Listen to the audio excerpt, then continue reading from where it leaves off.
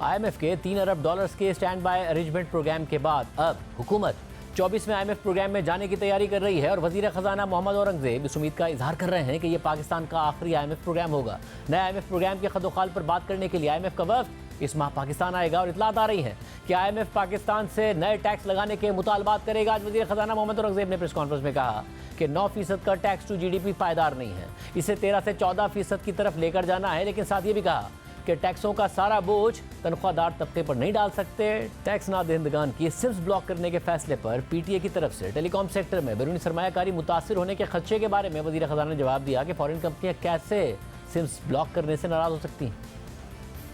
IMF वाली team जो है वो भी इंशाल्लाह इस महीने आएगी ताकि हम एक बड़ा और लंबा प्रोग्राम उनके साथ करें। एक तो ये मैक्रो इकोनॉमिक स्टेबिलिटी जो है इसको हम इंशाल्लाह परमानेंस की तरफ लेके जाएंगे। टैक्स टू GDP 9% जो है वो सस्टेनेबल नहीं है, तो इसको हमने 13 से 14% की तरफ लेके जाना है। पहला जो महीना था रिटेलर रजिस्ट्रेशन का ये था वॉलंटरी यहाँ काम बड़ा कम होता है, तो अब ये मई और जून है जब हमें इसको आगे लेकर जाना है। सिम वाला मामला उठाया है, फॉरेन इन्वेस्टर कैसे नाराज हो सकते हैं। हम क्या कह रहे हैं कि जिनके पास 3,000, 4,000, 5,000, 10,000 के वो मोबाइल के बिल दे रहे हैं, वो फाइलिंग क्यों नहीं कर रहे हैं? कब तक आप उन्हीं शोबों पे और बोझ डालते रहेंगे? सोचने वाली बात है ना कि आज सैलरीड क्लास जो है उसको 50,000 पे टैक्स लागू हो जाता है।